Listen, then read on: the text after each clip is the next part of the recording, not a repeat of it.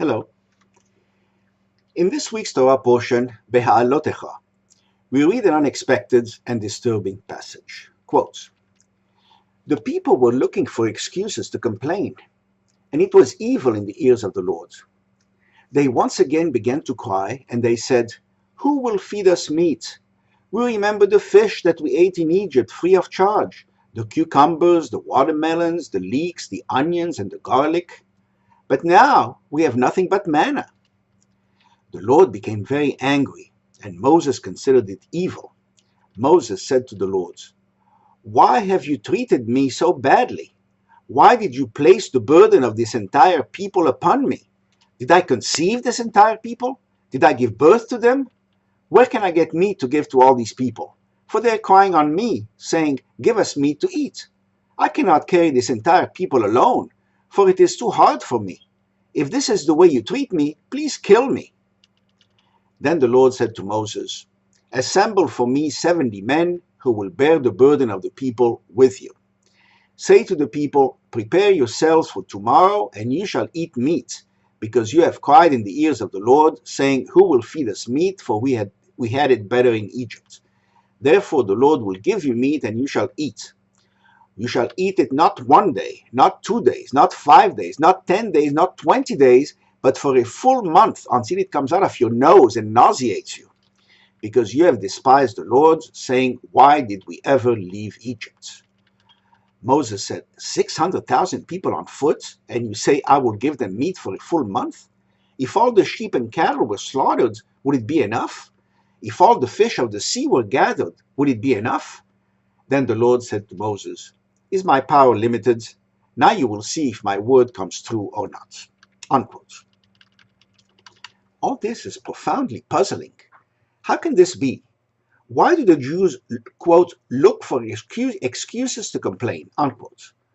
Why are they being so childish? Why do they want meat so badly? How can they turn away from God so cavalierly after all the miracles they witnessed? How can they fondly remember the food they ate in Egypt, but seem to forget the pain of slavery? How can they wish to go back to toiling under the whip until they collapse? Why go back to Pharaoh? Isn't it clear God is stronger than him? Note that they are not starving. The manna keeps them alive. If they think it's too bland, is taste so important in their situation? Also, isn't Moses being overly dramatic by asking God to kill him? Doesn't God's reaction also seem a bit out of proportion? This may have been the straw that broke the camel's back. The Israelites complained non-stop in earlier portions. In Exodus 14, they say to Moses, with heavy sarcasm, "Is it because there are no graves in Egypt that you have taken us to die in the deserts? What is this that you have done to take us out of Egypt? We told you in Egypt, 'Leave us alone and we will serve the Egyptians, because we would rather serve the Egyptians than die in the deserts.'" In Exodus 16, the Jews say to Moses and Aaron, quote, "If only we had died by the hand of the Lord in the land of Egypt, when we sat by flesh pots, when we ate bread to our fill, for you have brought us out into this desert to starve this entire congregation to death." Unquote. In Exodus 17, the Jews say again to Moses, quote, "Why have you brought us up out of Egypt to kill us and our grandchildren and our cattle with thirst?" Unquote. The Midrash even says, if you can believe it, that after God split the sea and let the Israelites cross on dry land, they complained that the land was not dry enough, and their shoes were getting muddy. Yes. Now, the central question. Were the Israelites truly complaining about what they said they were complaining about? Or were they just using these complaints as rationalizations to mask a deeper dissatisfaction? There was a deeper dissatisfaction. How do we know that? From the opening sentence of our passage. Vayehi ha'am kemit onenim. The people were looking for excuses to complain. What is the common thread in all these complaints? Fear of change. They prefer the devil they know, slavery, to the devil they don't know, the uncertainty of the desert and the new way of life. Change is always hard, especially for older people, and leaders tend to be older. Yes, life in Egypt was supremely painful, But Egypt was also home. It was also familiar. In Egypt, they worked hard as slaves for people who beat them and despised them, but they had life, food, shelter, clothing, protection, regularity, predictability. They were not restricted in their behavior by 613 commandments. In fact, the Midrash tells us that only 20% of the Israelites followed Moses in the Exodus to the Promised Land. The remaining 80% had gotten used to their lot in Egypt, assimilated, and perished. In the land of Israel, the Jews would have been an easy target for its many strong neighbors. In Egypt, a superpower protected them, albeit to exploit them, and allowed them to build up their numbers in safety. Slavery minimized intermarriage and contact with the outside world, which would have led to idolatry. Fast forward to the present.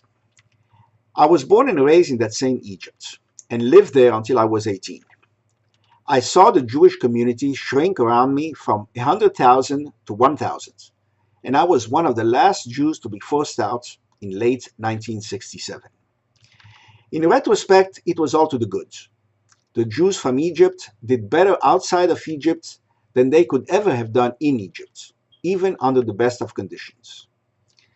But the uprooting was still excruciatingly painful to the heads of families who continue to their dying day to wax nostalgic about their life in Egypt. They were harassed, persecuted, dispossessed, and finally forced out. But they glossed over all that and frequently said, well, at least they didn't kill us. As if not being quite as bad as the Nazis was a virtue that exonerated the Egyptians. All this is known as the slave mentality. That's why God engineered the 40-year trek through the desert.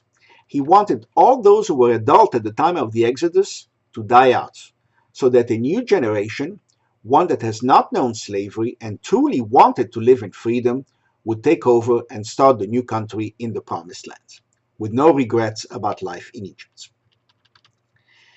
Consider the following 5 events in Jewish history. 1. In 164 BCE, the Jews were wondering whether to rise against the Greeks. That's the story of Hanukkah. In 70 CE, the Jews were wondering whether to rise against the Romans.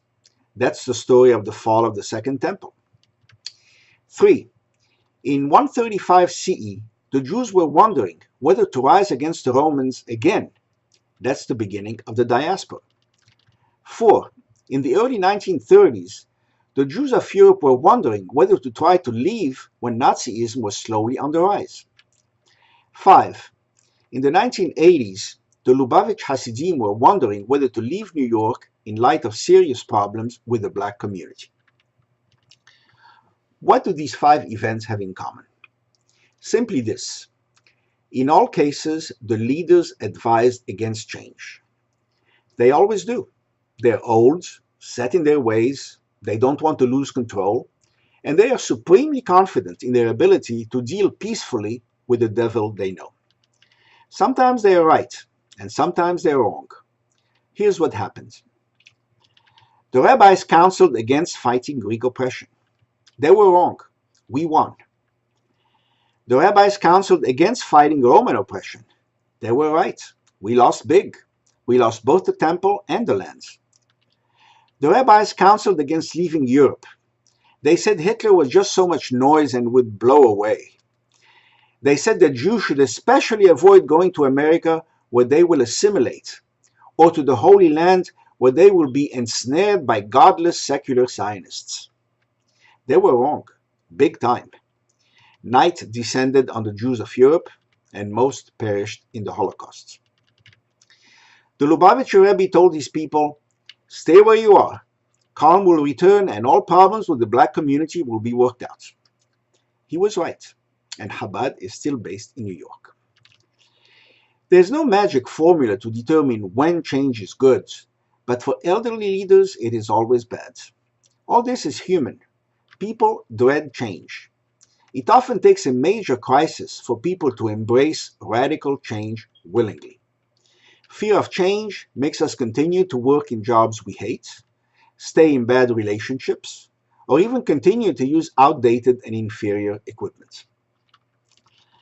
In the 11th century, Solomon ibn Gabirol, the author of Adon Olam, wrote, quote, "At the head of all understanding is realizing what is and what cannot be, and consoling ourselves for what is not in our power to change." Unquote. In the 20th century, this insight was popularized by American theologian Reinhold Niebuhr in his Serenity Prayer. Quote, "God grant me the serenity to accept the things I cannot change, the courage to change the things I can change, and the wisdom to know the difference." I would like to modify it slightly in light of today's Torah portion.